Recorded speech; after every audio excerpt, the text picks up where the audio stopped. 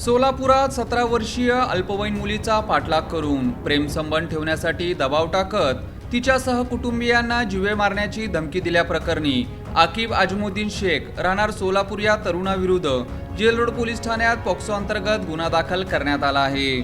पीडित मुलगी शिक्षण घेत असून 30 एप्रिल रोजी दुपारी कॉलेजमधून घरी जात असताना आरोपी आकिब शेख यांनी तिचा रस्ता अडवला। त्यावेळी त्याने मुलीकडे प्रेमसंबंध ठेवण्याची मागणी केली। मुलीने त्यास नकार दिल्यानंतर तिचे फोटो व्हायरल करून बदनामी करण्याची धमकी दिल्याचे तक्रारीत म्हटले आहे। 15 मे रोजी दुपारी विवको प्रोसेस चौक परिसरात त्याने पुन्हा पाठलाग करत तिला त्रास दिला। या प्रकरणामुळे घाबरलेल्या मुलीने घडलेला सर्व प्रकार आपल्या पालकांना सांगितला। त्यानंतर मुलीच्या आई वडिलांनी जेल रोड पोलीस ठाण्यात धाव घेत तक्रार दाखल केली आहे। या प्रकरणी जेल रोड पोलीस ठाण्यात भारतीय न्याय संहिता कलम 74, 78, 351(2) तसेच पॉक्सो कायद्यान्वये गुन्हा दाखल करण्यात आला आहे।